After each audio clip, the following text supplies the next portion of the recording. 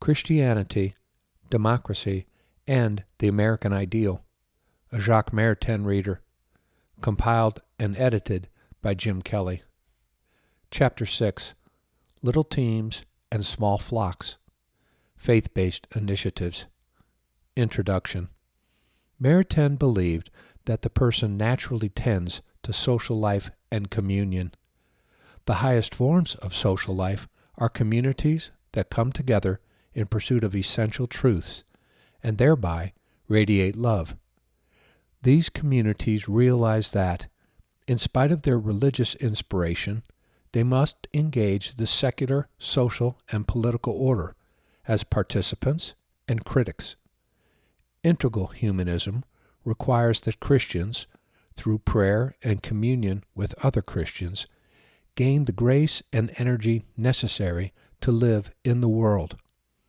Nevertheless, communities of faith must resist the temptation to link themselves so closely to a particular political party as to surrender their independence in spiritual affairs. Jacques Maritain. The person is a whole, but he is not a closed whole, he is an open whole. He tends by his very nature to social life and to communion.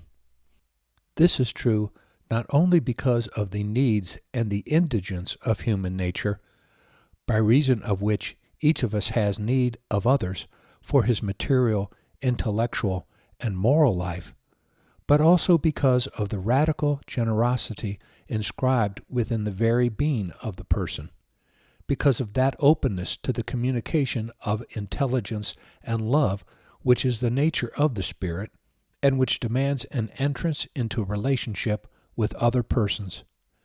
To state it rigorously, the person cannot be alone. He wants to tell what he knows, and he wants to tell what he is. Whom would he tell, if not other people?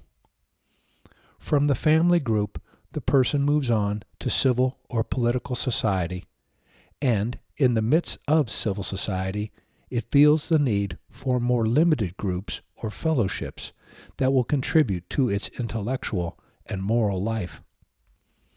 If we take all of the foregoing into account, it clearly appears that it is more than ever the task of little teams and small flocks to struggle for man and the spirit, and, in particular, to give effective witness to those truths for which men so desperately long, and which are, at present, in such short supply.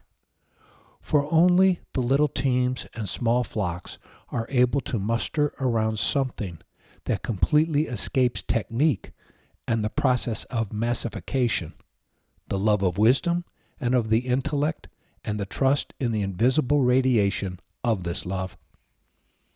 Historically, the great fact is that America was born of politico-religious communities whose autonomous behavior, traditions, and self-government have left an indelible impression on the general mood of the American people. Hence, at the very time when the necessities of life and the extraordinarily fast growth of the American nation oblige it to increase more and more the powers of the federal state, the American mind still does not like the look of the very notion of state. It feels more comfortable with the notion of community. If the considerations I have presented here are correct, those groups which would be founded on a sound political philosophy and a sound philosophy of modern history would apply themselves to a political action at long range, which, instead of hypnotizing itself on the present moment, would reckon on duration and take into account the time of maturation necessary for an integral humanist renewal of the temporal order. It seems normal and inevitable that to new social and political conceptions there correspond appropriate organs of action.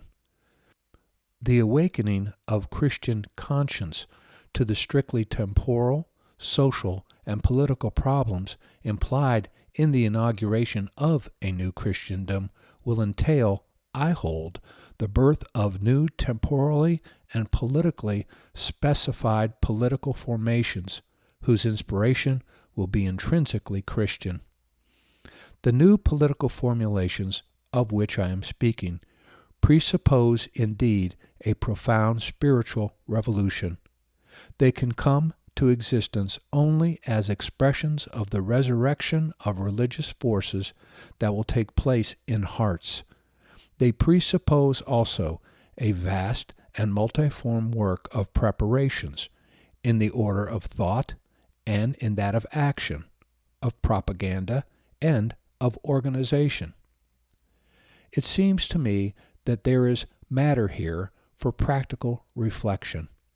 I mean that one can ask oneself if, in the present state of the world, it is not especially desirable to see develop groups of laymen which, while pursuing such or such particular goals, studies and progress in the intellectual life, professional improvement, works of mercy, social action, aid to underdeveloped countries, and so on, and while fully keeping their lay character, would have at their base a free gift to God, whose seal and guarantee would be private vows bearing on certain requirements of Christian life and of the advance toward perfection.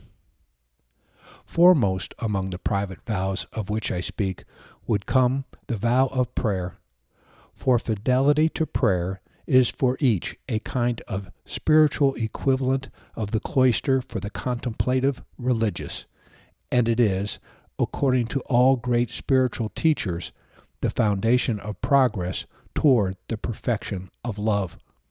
And this fidelity, taking into account the practical possibilities of each, can be assured in lay life as well as in religious life, even if, in certain cases, it is only a quarter of an hour devoted to the silence of recollection, as St. Teresa said.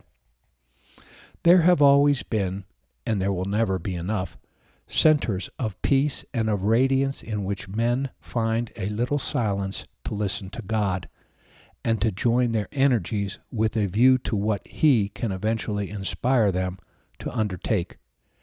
These centers are like portals through which the angels of heaven steal invisibly among us.